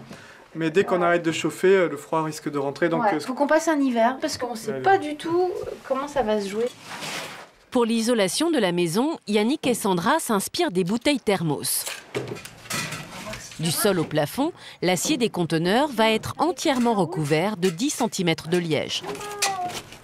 Et le liège, là, il est pris en force pour limiter les passages d'air. Et là, il est juste appliqué et vissé sur les châssis de bois. Donc, on fait un gros coussin de liège. En qualité thermique, je pense qu'on est pas mal. Ouais, on est vraiment pas mal. Est-ce que vous vous qualifiez d'écolo ? Non. Non, parce que du coup, c'est extrêmement réducteur. On n'est pas écolo, c'est-à-dire que toute notre vie n'est pas organisée sur un mode précis. Voilà, c'est ça en fait. C'est-à-dire que c'est pas poussé à l'extrême. On a 2 véhicules, c'est 2 vieux véhicules polluants. J'aime beaucoup les objets en plastique. Mais c'est vrai que ce projet de maison a concentré, a accéléré les choses aussi. Quand même. Ouais. Tous les deux, on a évolué vers une démarche plus sensible à l'écologie. C'est certain. Je ne sais pas jusqu'où on va aller, parce qu'il faut quand même être vigilant sur le fait de ne pas être dans une paranoïa constante. Ouais, faut pas avoir peur de tout. Comme si tout allait être dangereux. Tous les produits allaient être dangereux. Non, faut quand même accepter le monde dans lequel on vit, parce qu'il faut accepter qu'on absorbe des produits toxiques, qu'on est mortel et que... Toute la complexité, elle est là, en fait. Ouais. On voit le bout. On voit la fin du commencement. Carlos, Betty, Susanna et Miguel vont devenir propriétaires. Les maisons doivent être livrées dans 2 jours, mais seront-elles prêtes ?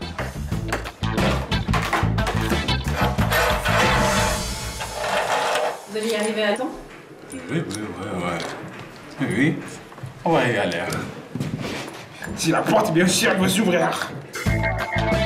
Pierre Godin, le concepteur des maisons en bois, est venu du Pas-de-Calais vérifier l'avancée des travaux. Il doit faire face à l'oncle de Miguel.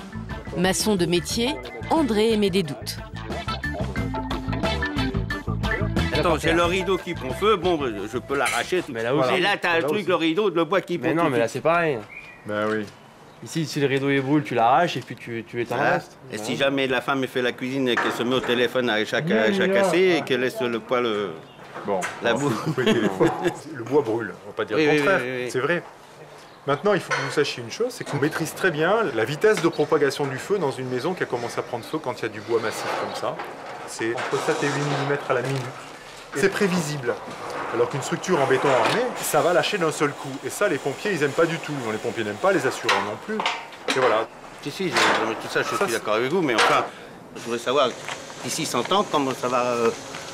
Qu'est-ce qu'il y aura à la place? On aura du mal à se donner rendez-vous dans 100 ans, ça aurait été un plaisir. Oui, ça aurait été un plaisir. Je pense qu'on aura d'autres choses à se raconter dans 100 ans tous les deux.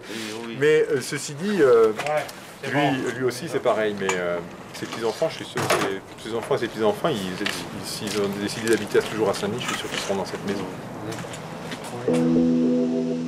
Les 2 premières maisons en bois seront inaugurées après-demain.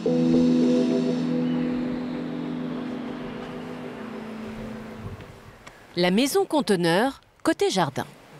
Pour limiter la pollution de l'eau, Yannick et Sandra ont choisi un mode d'assainissement écologique, la phytoépuration. À la place d'une fosse septique, les eaux usées de la maison vont être épurées par des plantes réparties dans 5 bassins. Aujourd'hui, le couple procède aux plantations et à la mise en eau. Là, on voit l'eau. Hop.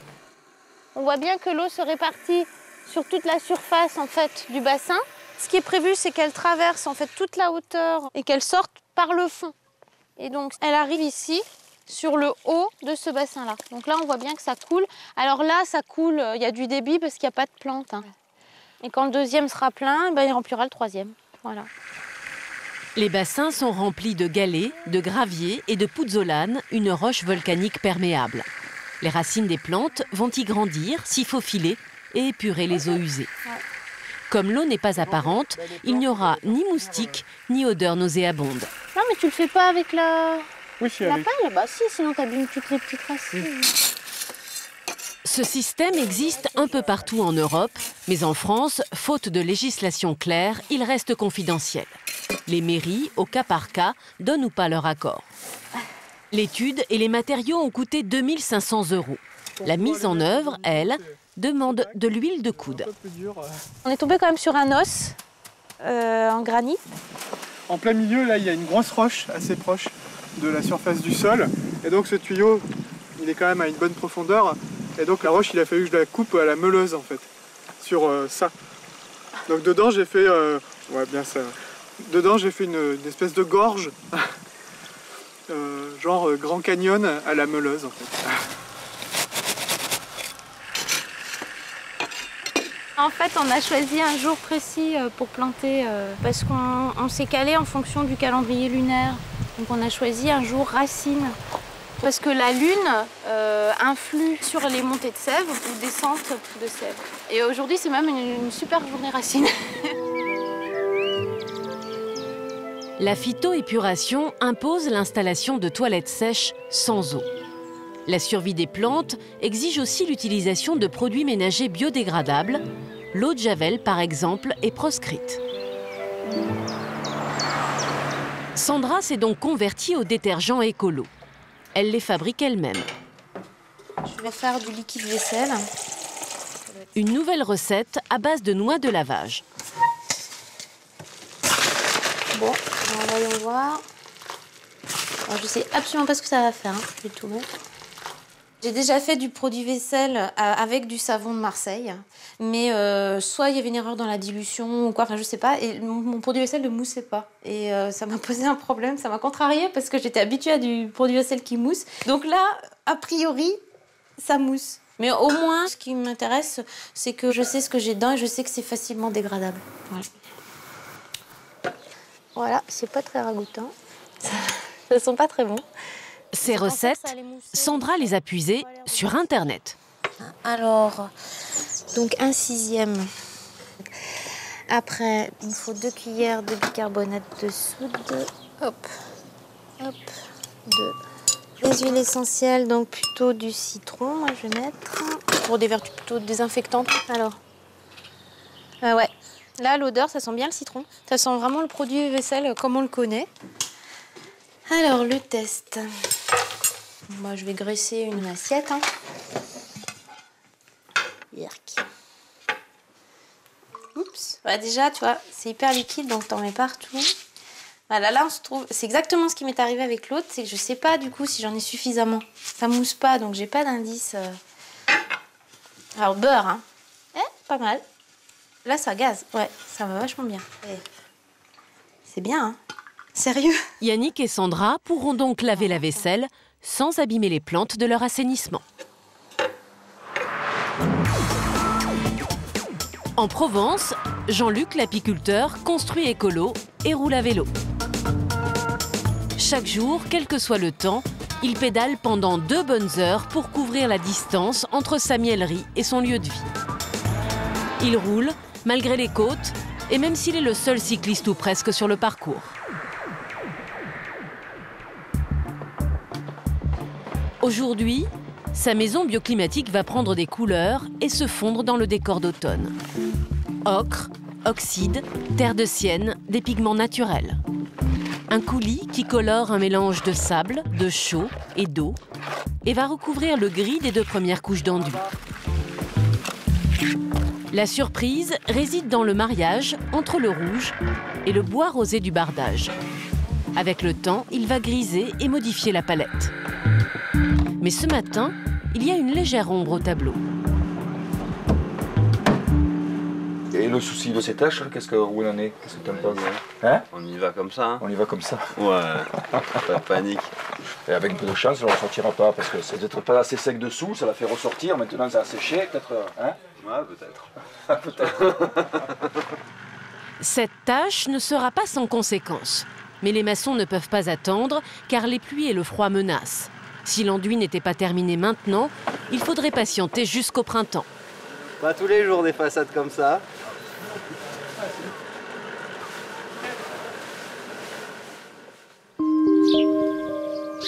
En Bretagne, l'hiver a pris ses quartiers. La maison conteneur a gagné un surtoit translucide qui l'abrite de la pluie. Il a été posé par des charpentiers professionnels. Mais l'aménagement intérieur n'est pas terminé. Yannick et Sandra ont 4 mois de retard sur leurs prévisions. Ils vivent donc toujours dans leur maison en pierre, froide et humide. En faisant nous-mêmes, on prend forcément du retard sur plein de choses parce qu'il y a des choses qu'on sous-évalue, d'autres... Et puis un deuxième facteur, ce qui fait que là, je suis enceinte. C'était pas prévu comme ça, quoi. Je n'étais pas censée tomber enceinte pendant le chantier. Ouais. Bizarrement, quand les charpentiers étaient là. Et puis j'ai une grossesse à risque, donc je peux plus du tout m'investir physiquement sur le chantier. Donc forcément, le travail se multiplie par 2, quoi. Ouais, enfin, par 1,5, toi, t'en faisais pas tout à fait. Donc du coup, moi j'ai un calendrier pour mon chantier. C'est que je suis censée accoucher en début d'été, en juin, quoi. Donc Yannick, faut qu'il se tienne sur ce calendrier-là. Les déplacements en voiture sont interdits à Sandra. Elle vit donc à distance l'avancée des travaux. Moi, ce que j'aimerais bien, en fait, c'est quelques photos et des petites vidéos, quoi. Faut que j'y pense. Ouais. Bon, à tout à l'heure. À tout à l'heure. Bye bye. Ça laisse plus de place à Yannick. C'est complètement de sa responsabilité maintenant. Et je pense que c'est important pour lui, en tant qu'épanouissement personnel, quoi. Consignée chez elle, Sandra s'occupe des comptes et de la logistique du chantier. Devis, bons de commande, factures à payer. Donc, on est parti sur une base de 105 000 €. Ça veut dire à peu près 80 000 € d'investissement pour la maison et puis 25 000 € pour le terrain, quoi. On est aujourd'hui à 92 115 €. Et on n'a pas terminé.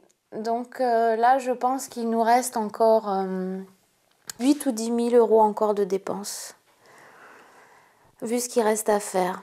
Donc si on considère qu'il y a 10 000 à rajouter, ça fait 102 000, et on était parti sur du 105 000. Donc c'est pas mal. Ah bah ça serait une bonne nouvelle.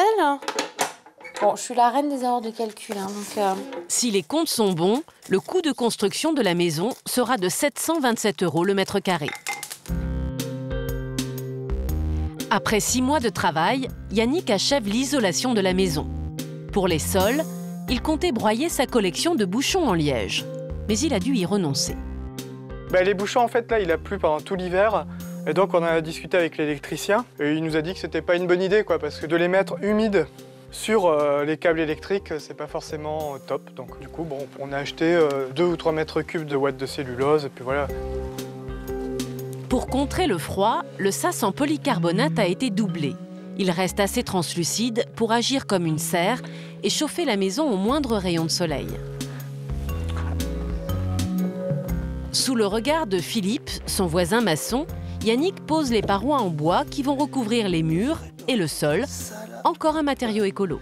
Étant donné qu'on a investi dans du liège, qui est un matériau sain, donc c'est dommage de mettre un autre matériau par-dessus qui aurait contenu de la colle, quoi. Là, ça, d'habitude, c'est compressé avec de la colle. Et là, il n'y a pas de colle dedans, quoi, c'est tout. Ah, c'est ce qu'ils disent, 0 colle. Toi, tu dis que c'est pas collé. Moi, je suis presque sûr que c'est qu'il y a quand même de la colle. Il y a quand même de la colle. Il y a la colle du bois. Tout le monde, ça tiendra pas. Ouais, mais il y a la colle qui est naturellement dans le bois, en fait. Dedans, il y a, tu vois, t'as de la sève, quoi, de la résine, donc c'est de la colle, en fait. C'est collé avec de la colle, c'est obligé. Ouais, c'est collé. On peut pas tenir comme ça. Mais c'est collé avec sa propre colle, quoi, si tu veux. Ouais, peut-être. Il faut voir pour y croire. Ouais. Oh, ça va, c'est bien stable, hein. Ça a l'air d'aller, ça fait pas un bruit énorme, quoi. Bon, j'ai pas des talons aiguilles, de toute façon, j'en porte rarement, donc ça devrait aller.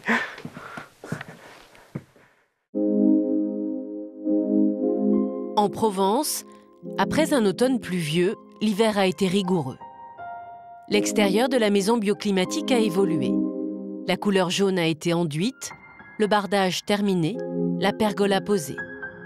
Couverte de plantes grimpantes, c'est elle qui protégera la maison et la terrasse des surchauffes en été. Mais sur la façade nord, l'enduit de couleur a été soumis à rude épreuve. On voyait qu'il y avait encore des zones un peu d'humidité, mais on l'a fait quand même, quoi. Et du coup, cet enduit qui était encore humide et qui n'avait pas séché, eh bien, le gel a fait gonfler l'eau et donc... sur la façade nord, là, celle qui n'était pas sèche, ça a fait exploser la dernière couche d'enduit, quoi. Donc ça a cloqué un peu de partout. Quant à ce pan de mur-là, il était sec, mais le problème que l'on a eu, c'est sur cette évacuation des eaux pluviales de la toiture du haut, où l'eau s'est infiltrée entre les deux couches, la couche rouge et le gris. Et après, quand le gel est arrivé, ça a fait cloquer. Alors le souci, c'est qu'on ne va pas trouver certainement le même ton, donc il va falloir après faire un badigeon sur tout le volume, quoi. À l'intérieur, encore un vaste chantier. Mais les pièces commencent à prendre forme, les cloisons sont montées, les volumes se dessinent. Certaines pièces sont proches de leur allure finale. Ben là, on arrive dans la cuisine, quoi. L'inconvénient de l'ossature bois et des bottes de paille, c'est qu'on ne peut rien fixer après sur la botte de paille, quoi. On peut rien fixer sur la botte de paille. Donc, il faut tout anticiper. Et par exemple, cette hotte, là, il a fallu aller la fixer sur l'ossature bois, quoi. Avant même de mettre les bottes de paille, avant même de faire l'enduit, il fallait faire ça, et anticiper ça au niveau des salles de bain, des miroirs, tout ça. Jean-Luc, Sylvie et leurs enfants espèrent emménager au début de l'été.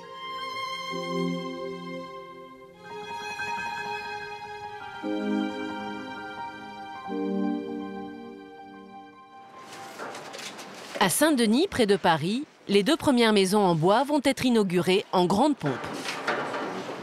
Mesdames et messieurs, merci de votre présence pour l'inauguration de nos maisons en bois. La réalisation est parfaite, a priori. Du logement social et écologique, l'événement est de taille. Pour l'occasion, le sous-préfet, la députée et le maire sont attendus. Betty, Carlos, Miguel et Susanna vont enfin quitter leurs appartements étroits et vétustes pour devenir propriétaires de grandes maisons, saines et économes en énergie. Les 2 maisons destinées à la location ne sont pas achevées. Raymond, Daniel et tous les bâtisseurs des maisons en bois restent en retrait. J'ai pas lavé mon pantalon ce matin, je me suis pas rasé, donc là... Non, puis c'est jamais évident de se mélanger, on n'est pas du même... c'est pas une question de niveau social ou quoi que ce soit, mais nous on est des ouvriers, on va dire, et eux c'est pas... Non pas que ce soit un autre monde, mais... Non, on va y aller. J'avoue que les deux. Ici, nous avons choisi de faire de l'écologie populaire. La mairie de Saint-Denis a fait un geste social supplémentaire pour ces 2 familles. Elle leur permet de n'acheter le terrain que lorsqu'elles auront remboursé le crédit de la maison dans 22 ans. En attendant, tous disposeront gratuitement du sol. Il nous faudra encore donc plus d'audace et d'imagination si nous voulons un territoire réellement durable.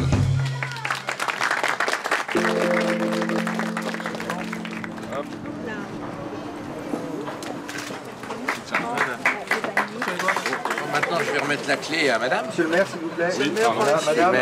La clé, voilà. Oh, j'ai envie de la prendre, moi. Vous pouvez nous regarder, s'il vous plaît. Merci. Attendez, on va remettre la clé à la 2e famille, quand même. Merci. Voilà. Allez, voilà, regardez-les. Vas-y. Oui, pardon. Ayoko, avec moi. Merci.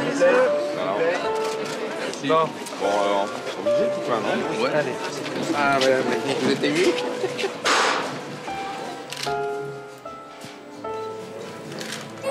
Un sourire? Ouais, j'arrête pas, hein. Par ici, s'il vous plaît. Oui. Merci. 12 autres maisons seront construites. Et sur l'emplacement du futur écoquartier, on boit aux maisons en bois. Bon, alors messieurs, on va trinquer. Merci, parce que si la maison est là, c'est quand même grâce à vous, hein, et qu'on ne le dit pas assez. Donc merci beaucoup, vous avez fait du bon travail, c'est formidable. Susanna et sa famille déménageront dans 3 jours.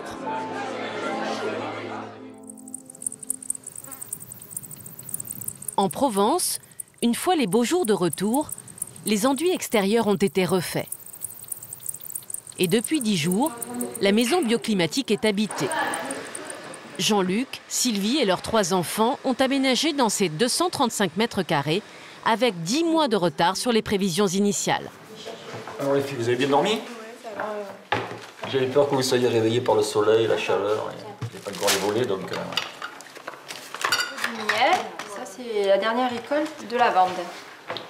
Camille a déjà invité une copine, Estelle, dans la toute nouvelle maison. Ça y est, elle est enfin finie, c'est beaucoup dire quoi. Il reste encore un peu quelques travaux à faire, comme la végétalisation de la toiture, les terrasses extérieures.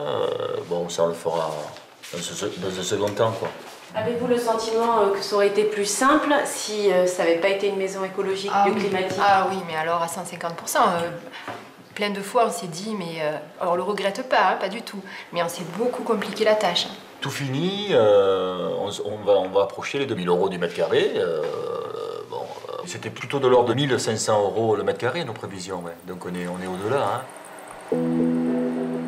Lorsqu'on calcule le coût d'une maison sur 60 ans, la construction ne représente que 17% des dépenses. 83% du prix, ce sont les charges, et ici elles seront très réduites. À long terme, cette maison coûtera donc beaucoup moins cher qu'un logement conventionnel. Donc là, en fait, on peut dire que ces murs, c'est comme c'était un peu nos radiateurs, le radiateur géant de la maison, parce que c'est des briques de terre crue.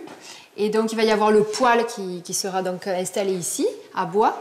Donc, ça sera le seul chauffage. Parce qu'en fait, c'est le soleil, les rayons du soleil qui vont rentrer l'hiver, qui vont chauffer et donner le maximum. Et là, il fait très chaud dehors, on est en pleine canicule. Là, on est en plein mois d'août, il fait très chaud dehors. Et donc, on a une pièce très fraîche. Hein. Donc, l'isolation est bonne. Hein. Comme le soleil est une énergie gratuite et inépuisable, Jean-Luc et Sylvie ont fait installer 5 mètres carrés de panneaux solaires sur le toit. Ils chauffent ainsi toute l'eau de la maison. Finalement, Camille et Léa ont préféré installer leur chambre à l'étage. Le parquet n'est pas encore posé. Leur salle de bain en travaux. Est-ce que vous vous sentez des pionniers? C'est vrai qu'on peut se dire que c'est quand même pas très courant, mais c'est une vague là qui a commencé et qui va... de toute façon, c'est obligatoire parce que sinon on va dans le mur au niveau énergétique. Donc, Ça fait son chemin, ça fait son chemin. Du chemin, les filles de Jean-Luc et Sylvie en ont parcouru. Léa utilise le vélo électrique pour se rendre au village et les fameuses toilettes sèches sont provisoirement installées dans la buanderie. Ah, je crois qu'il y a mon frère. Donc voilà, ils sont là. Camille est pour ainsi dire convertie. Donc il faut mettre de la sciure dedans. Et voilà, il faut en mettre 1 ou 2 après avoir utilisé. Sinon c'est normal. En fait, ça va, je me suis fait, je trouve ça bien en fait. Ouais, c'est pas dérangeant. Et la vidange? C'est mon père qui le fait, mais je m'en occupe pas. Il avait dit que ce serait vous qui le feriez à tour de rôle. Ah non, non, ça non. Il manquait plus que ça en plus. Non, non.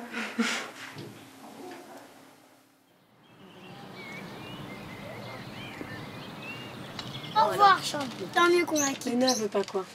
Elle était trop petite. Ah, je savais pas qu'elle se faisait déjà comme ça. À Saint-Denis, 3 jours déjà que Miguel et Susanna ont les clés de leur maison en bois. Mais ce n'est que ce soir que la famille va y dormir. Attention. Alors attends, je passe un pied. Sur les pieds. On passe l'autre, regarde en biais là. Ah mince. Oh, au buffet. Attends. Hop. Déchiré. Allez, c'est parti. On y va? En plus, il y a des plots.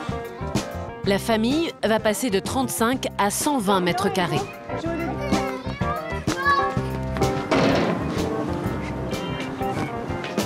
Trois voyages suffisent à transporter la literie.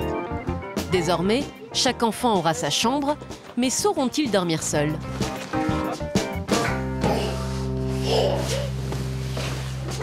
Tu sais, on va mettre la petite lampe si vous... Dans ton lit, allez, va vite dans ton lit. Allez. Et vous allez pas passer votre temps à vous lever, hein, ça va pas être possible, ça. Hein. Allez, j'arrive, Léna. Venez mon café. De rêve? Hein? Allez, dors bien. En fait, je me demande s'il se réveille dans la nuit, si je vais réussir à me repérer qui c'est qui se réveille et où il faut aller. Hugo, s'il te plaît, arrête. Hugo, seule chose que je peux te proposer, c'est de déménager le matelas, de le mettre dans la chambre de Dorian et tu dors à côté de Dorian. Allez, on déménage chez Dorian alors. Allez, pourquoi tu déménages?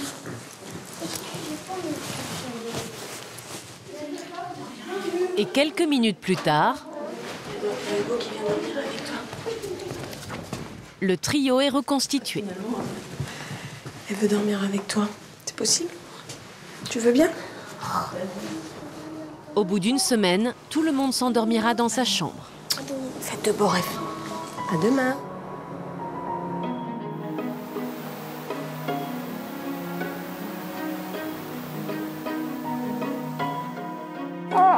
Ouais. Et bah oui, je sais que t'as faim. Sandra et Yannick ont un fils. Il se prénomme Isélius. Il est né avant l'achèvement des travaux. Le bébé est arrivé le premier. On vient juste d'emménager, donc il a 2 mois. Voilà. Ouais, c'était long. Après 18 mois de travaux, Yannick, Sandra et Isélius ont donc emménagé dans la première maison conteneur en France. Reste à aménager le jardin, les 40 mètres carrés de terrasses extérieures et à résoudre un souci de plomberie. Non, mais je vais y arriver. Il n'y a pas de raison que j'y arrive pas. Sandra a calculé les heures passées sur le chantier. C'est l'équivalent d'un emploi à temps plein pendant 18 mois. La bonne surprise, c'est qu'ils n'ont pas dépassé leur budget. Terrain plus construction, on est à 105 000 pour une maison de 110 mètres carrés. Voilà. C'est pas les containers, c'est l'autoconstruction qui permet d'atteindre ces prix-là. Le container n'apporte pas une économie en soi. L'autoconstruction, c'est ça qui fait les faibles coûts.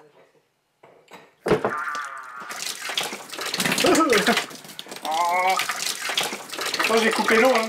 Ça coule pas par terre, là. Ouais, ça reste rien, ça. Ça coule dans le seau? Oui, ça coule dans le seau. Donc là, on rentre dans un container qui fait plutôt salon. Il y aura le poêle ici, donc c'est pas terminé. Il n'y a pas la tuyauterie du poêle, mais ça va être fait d'ici la rentrée. L'espace ici devrait être un espace bibliothèque-bureau qui peut devenir une chambre après. De l'espace de vie où on est assez vite dans la cuisine. Donc c'est pas terminé. Hein. Comme on vient d'emménager, tout est encore en bazar. Hein. Ça fait 2 jours qu'on est là. Il n'y a pas les placards, il y a pas...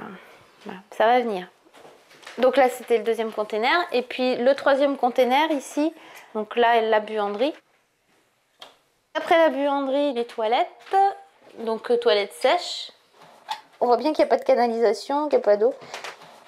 Voilà, donc après les toilettes, hop, la salle de bain. Alors qui est encore un petit peu en chantier à cause du problème de douche. Il n'y a pas de porte? Pas encore. Il y aura des portes.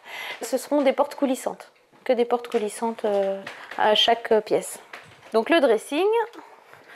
La semaine prochaine, ça sera étagère. Donc là, c'est une chambre. Donc bon, pour l'instant, c'est la nôtre. Avec un espace bureau ou autre. Après, l'espace chambre à proprement parler, quoi.